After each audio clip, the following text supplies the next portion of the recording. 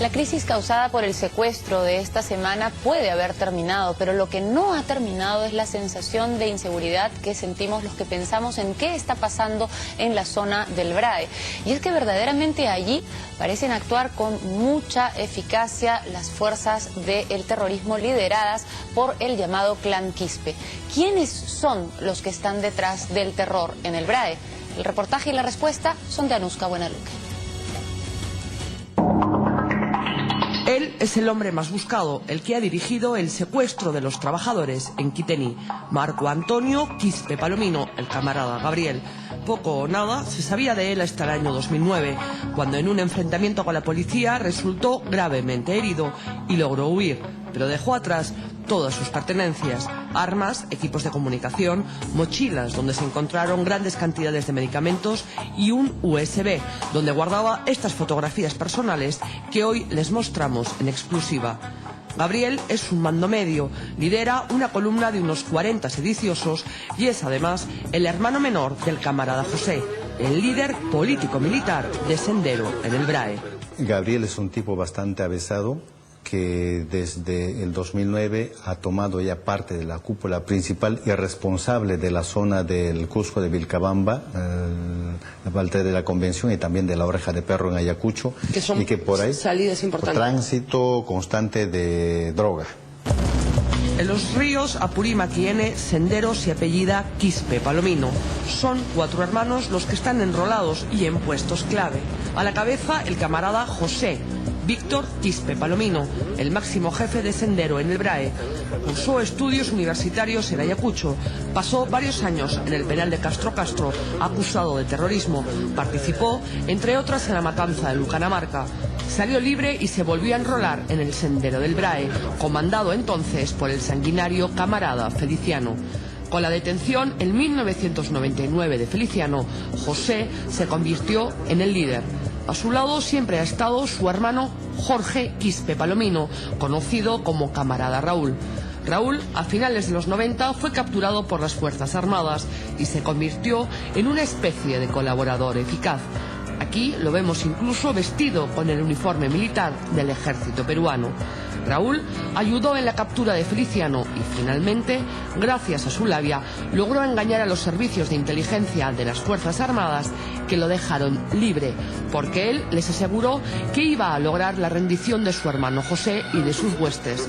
En vez de rendirse, José y Raúl, ya libre, emboscaron a las Fuerzas Armadas en el bochornoso capítulo de Anapatí. A José, a Raúl y a Gabriel se suma Melania Sofía Quispe Palomino, camarada Rina, de la que se sabe muy poco. El origen de este clan y de su adhesión a Sendero se remonta al patriarca, al padre de todos, Martín Quispe Mendoza, natural de Ayacucho, senderista que murió en 1991 durante un enfrentamiento con los comités de autodefensa. La línea de mando de Sendero en el BRAE es esta. José Quispe Palomino es el líder político-militar. A él le sigue el camarada Alipio Orlando Borda Casafranca, que es el jefe militar.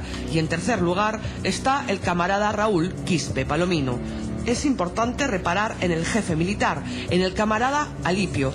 Él fue el encargado de dirigir en el año 2003 el secuestro de 71 trabajadores de la empresa Techint, que también trabajaba en el proyecto Gas de Camisea.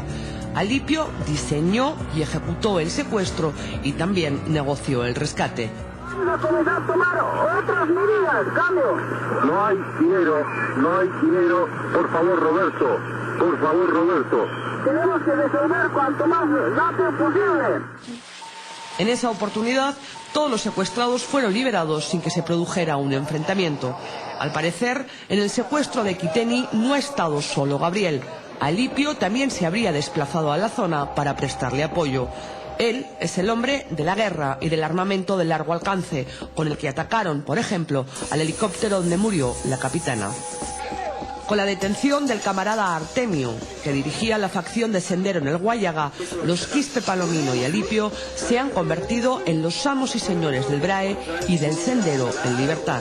Con la caída de Artemio también se terminó con el pensamiento Gonzalo. Artemio, aunque seguía alzado en armas, consideraba que la amnistía era el camino y Abimael Guzmán seguía siendo su líder.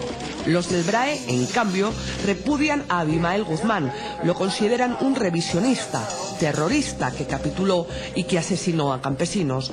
En el BRAE, los Quispe, Palomino y Alipio han matado a militares y policías y quisieran matar, según sus propias palabras, a su padre ideológico, a Abimael Guzmán. Por eso, en este secuestro, que han pedido dinero y pertrechos, no han pedido la liberación de Artemio o de Guzmán. La motivación del secuestro tampoco parece ser estrictamente económica, porque tienen dinero suficiente que proviene de su alianza con el narcotráfico, con los traficantes de combustible, con los hombres de la tala ilegal, actividades que rigen la economía del BRAE. Pero es que además, pegado al BRAE, ahí nomás, está el corazón energético del país, está el gas de Camisea, y las empresas que operan ahí también tendrían contacto con Sendero. Algunas empresas, sí hemos corroborado, que pagan cupos. Multinacionales. Ellos niegan eso, nosotros nuestros informes de inteligencia señalaban que pagan cupos. Y es una caricaturización decir de que solamente son los guachimanes del narcotráfico o de los contrabandistas de esto o de aquello. Es una peligrosa caricaturización. La motivación, la razón del secuestro es esta, según los analistas. Básicamente es ese golpe mediático que José necesita para consolidarse como el continuador de la guerra popular. Ellos buscan detener una relación comercial con virtualmente toda actividad económica que tenga curso en el área que ellos influencian. Para entender por qué 300 o 400 hombres, mujeres y niños tienen en jaque a todas las fuerzas del orden y al país, hay que saber en qué territorio operan y en qué condiciones. El BRAE tiene unos 40.000 kilómetros cuadrados, repartidos en 4 departamentos: Cuzco, Ayacucho, Huancavelica y Junín. Su geografía es inhóspita e inaccesible en muchos puntos. Se estima que aquí viven unas 350.000 personas y el 70% de ellas son pobres entre los pobres. Durante décadas el Estado no se ha hecho presente, no hay carreteras, no hay colegios, no hay postas médicas, no hay orden, y por eso la economía ilegal y la corrupción han secuestrado hasta el aire. La mayor parte de la gente vive del cultivo de la hoja de coca.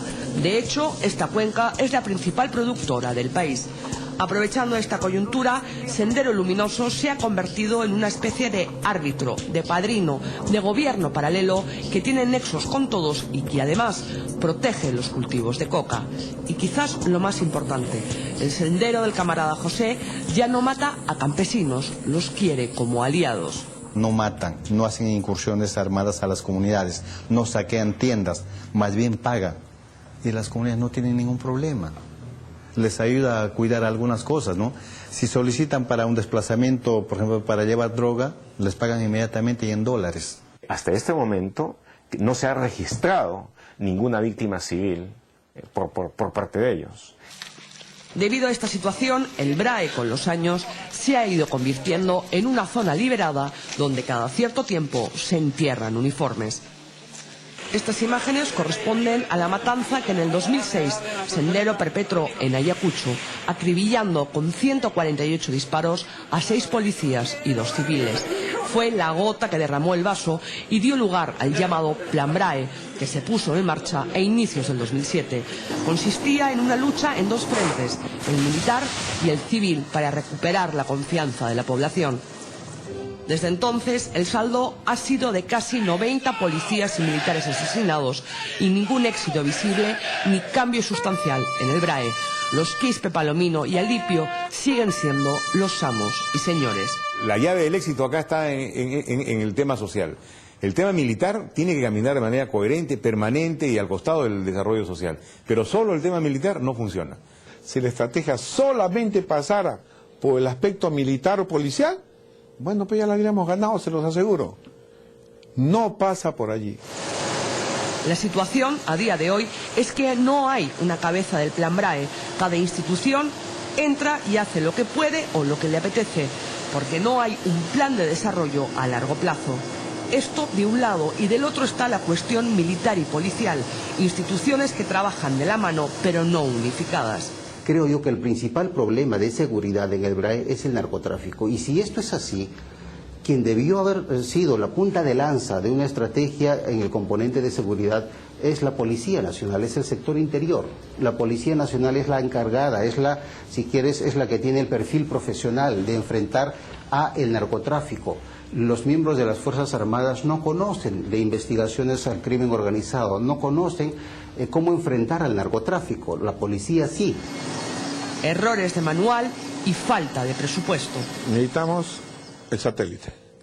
Necesitamos un avión tipo IWAT que nos permita hacer inteligencia y comunicaciones en el aire. Se ha considerado equipo para ir acotando las señales de tal manera de determinar exactamente la posición del cabecilla. Y sistemas de reacción rápida para poder mandar un misil al lugar donde se está produciendo el encuentro de tal o cual. Pero eso suena un poco a ciencia ficción cuando ni tan siquiera hay dinero para el satélite, quiero decir. Ah, sí, suena a ciencia ficción, pero es más barato, aunque le parezca mentira, más barato que como se está haciendo en forma tradicional y menos riesgosa. A día de hoy, la ayuda norteamericana para la lucha contra el narcotráfico se reduce a una decena de helicópteros, como el que cayó esta semana, a la formación de pilotos y al mantenimiento de las unidades. Básicamente es una ayuda que en términos económicos ha ido a menos con los años. Se habla de unos 60 millones de dólares. Pero ahora, como los hermanos Quispe Palomino sí están siendo investigados por tráfico ilícito de drogas, la DEA está interviniendo en su búsqueda y captura. Está claro que la recuperación del BRAE no es cuestión de un mandato presidencial de 5 años, es un proyecto a largo plazo con el que parece que nadie quiere comprometerse de verdad.